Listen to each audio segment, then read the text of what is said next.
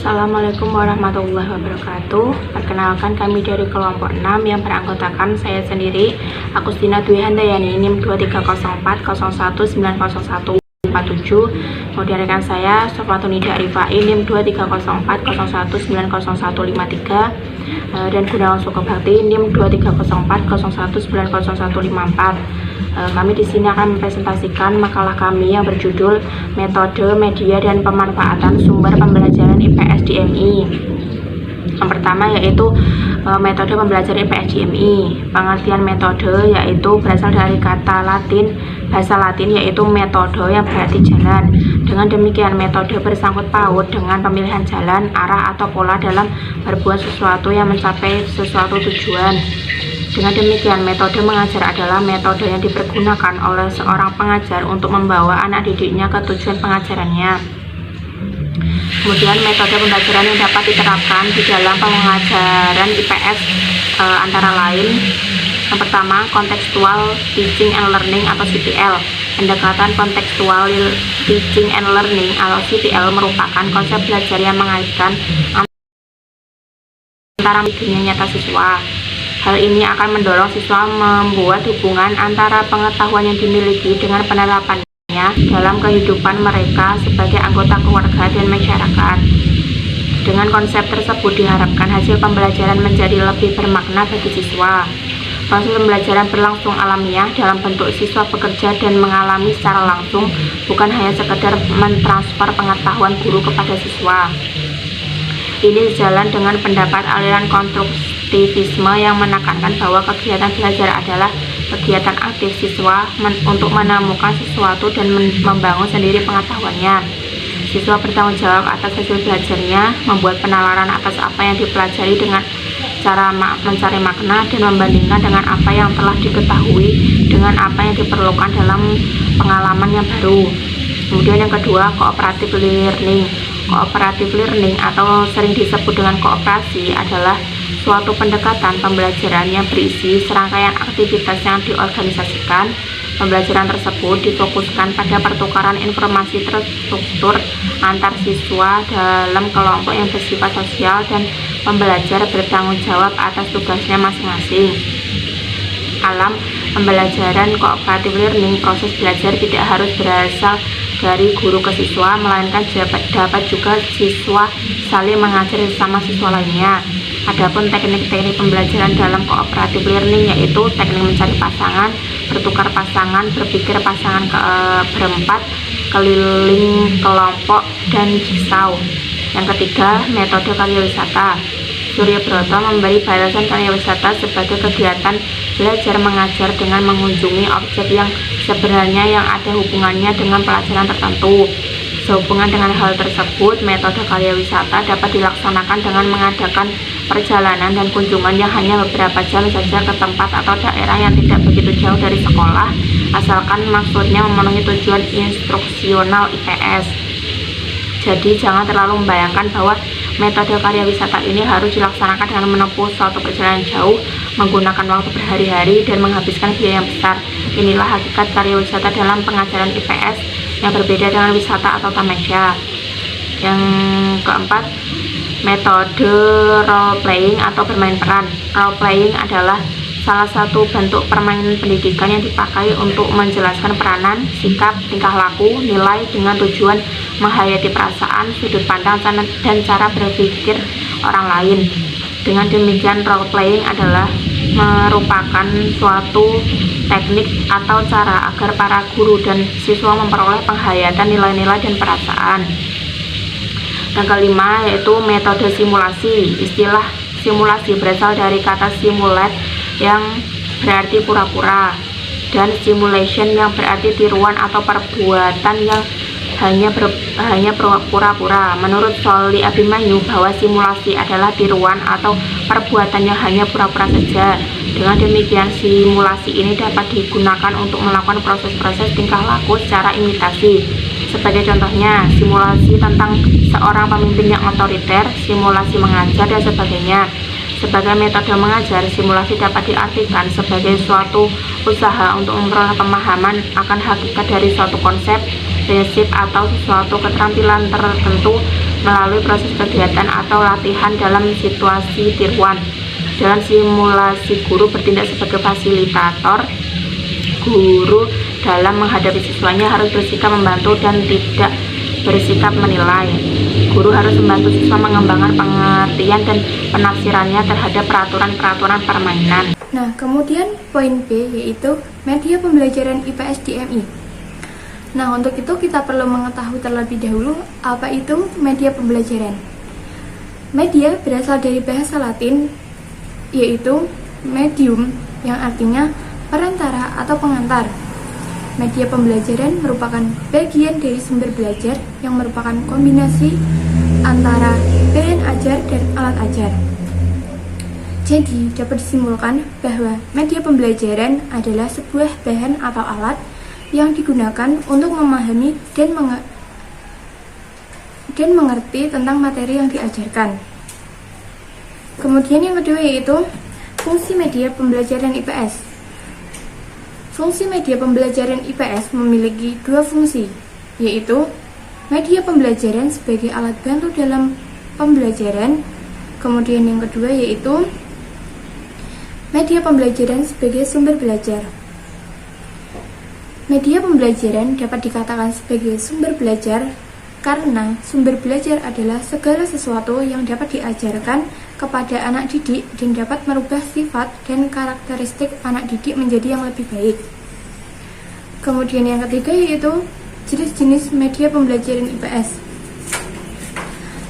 Media pembelajaran IPS dibagi menjadi 5 macam. Yang pertama yaitu media visual.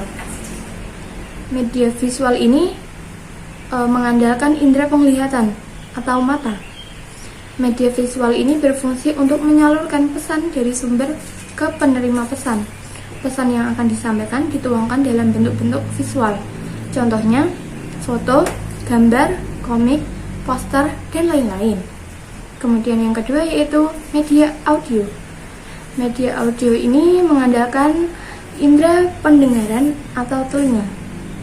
Pesan yang akan disampaikan dituangkan pada lambang-lambang auditif. Contohnya yaitu suara, musik, lagu, alat musik, dan lain-lain. Kemudian yang ketiga yaitu media audiovisual. Media audiovisual adalah media yang bisa didengar dan juga bisa dilihat. Contohnya ini drama, pementasan, film, televisi, dan lain-lain. Kemudian yang keempat yaitu media proyeksi diam. Media proyeksi diam ini sama seperti halnya media grafik, yaitu berfungsi memberikan rangsangan visual. Namun perbedaannya jika media grafik itu menyampaikan atau menampilkan pesan media secara langsung, sedangkan proyeksi diam, pesan harus diproyeksikan oleh proyektor agar dapat dilihat audien atau siswa. Contohnya, film bingkai, film merangkai, dan lain-lain. Kemudian yang kelima yaitu media multimedia, yaitu jenis media yang terangkum menjadi satu. Contohnya, internet. Kemudian yang keempat yaitu kriteria pemilihan media pembelajaran IPS. Nah, dalam memilih media pembelajaran IPS tentunya memiliki kriteria yang baik, antara lain yaitu media yang digunakan dalam pembelajaran IPS harus mencapai tujuan pembelajaran secara efektif. Kemudian media tersebut dapat mendorong dan mengembangkan kemampuan berpikir kritis bagi siswa. Kemudian yang ketiga, media yang digunakan dapat melayani kebutuhan dan kemampuan siswa yang berbeda-beda. Kemudian media yang digunakan tidak karena alat itu canggih, melainkan kebermaknaannya dalam proses pembelajaran. Kemudian yang kelima yaitu media itu tidak benar-benar bisa dioperasikan oleh guru. Maksudnya murid pun bisa menggunakannya, ataupun semuanya bisa menggunakannya. Kemudian yang terakhir yaitu media yang digunakan hendaklah mudah untuk diperoleh dan harga terjangkau. Baik, di sini saya akan melanjutkan penjelasan dari teman saya, yaitu pemanfaatan sumber pembelajaran IPS DMI. Adapun pemanfaatan sumber pembelajaran IPS DMI yaitu sumber belajar yang dapat diperoleh dari alam lingkungan terdekat dari anak. Maksudnya sumber belajar yang terdiri dari atas berbagai macam-macam alat belajar seperti alat peraga, alat permainan, peta, globe, peralatan alat seni dan lain-lainnya. Pemanfaatan sumber belajar tersebut harus sesuai dengan tujuan, kondisi, dan lingkungan peserta didik. Menurut Davi dan Jonasen, berkaitan dengan pemanfaatan sumber belajar, tenaga pengajar mempunyai tanggung jawab membantu peserta didiknya untuk belajar dan agar belajar menjadi lebih mudah, lebih menarik, dan lebih terarah, dan lebih menyenangkan. Dengan demikian, tenaga pengajar dituntut untuk memiliki berbagai kemampuan, khususnya yang berhubungan dengan sumber belajar, yaitu berikut ini beberapa kemampuan tenaga pengajar seperti yang dibutuhkan, yaitu menggunakan sumber belajar dalam kegiatan sehari-hari. B. Mengenalkan dan menyajikan sumber-sumber belajar. C. Menerangkan peranan berbagai sumber belajar. D. Menyusun tugas-tugas sumber belajar dalam bentuk tingkah laku. C. Mencari sendiri bahan dari berbagai sumber, memilih bahan sesuai dengan prinsip dan teori belajar. C. Menilai keefektifan penggunaan sumber belajar. Dan G. Merencanakan kegiatan penggunaan sumber belajar secara efektif. Fungsi sumber belajar. Apa itu fungsi sumber belajar? Fungsi sumber belajar yaitu memberikan kesempatan untuk mendapat pengetahuan, dan anak itu dapat menggunakan berbagai alat.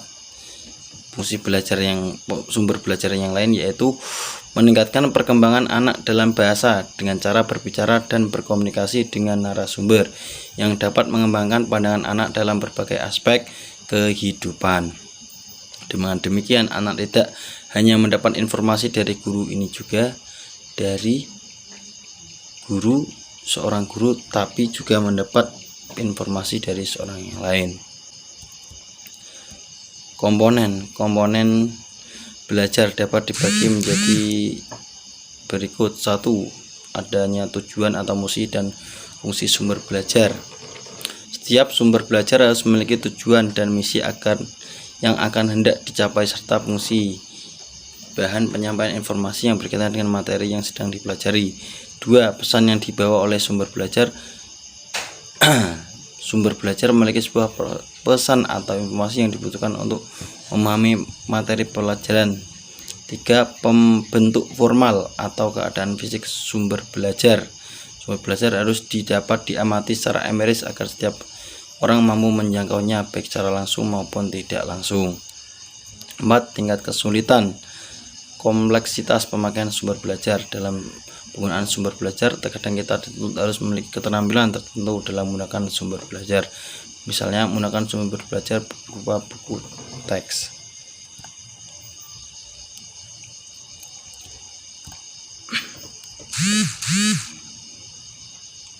Manfaat sumber pembelajaran IPS yang terakhir yaitu manfaat sumber pembelajaran IPS dalam kaitannya dengan belajar individual.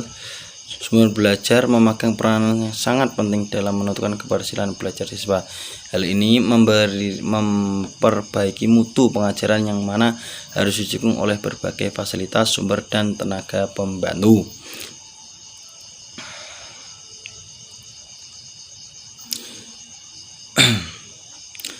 Guru dalam hal ini hanya sebagai penunjang atau simulator belajar siswa. Diterapkan bentuk belajar yang mengedepankan siswa kepada sejumlah sumber belajar akan memberikan manfaat, yaitu 1. Dapat memanfaatkan sepenuhnya segala sumber informasi sebagai sumber belajar. 2. Dapat memberikan pengertian kepada murid tentang luas dan aneka ragamnya. 3. Dapat mengganti fasilitas murid dalam belajar rasional dengan belajar aktif. 4. Meningkatkan motivasi belajar siswa. 5. Memberikan kesempatan pada murid untuk belajar menurut kecepatan dan kesanggupannya. 6. Lebih fleksibel dan menggunakan waktu dan ruang belajar yang lebih efektif. Sekian dari saya, terima kasih. kita akhiri presentasi dari kami. Apabila dalam pengucapan dan pelafalan kata dari kami kurang berkenan, kurang baik, kami minta maaf sebesar-besarnya. Billahi taufiq wal hidayah. Wassalamualaikum warahmatullahi wabarakatuh.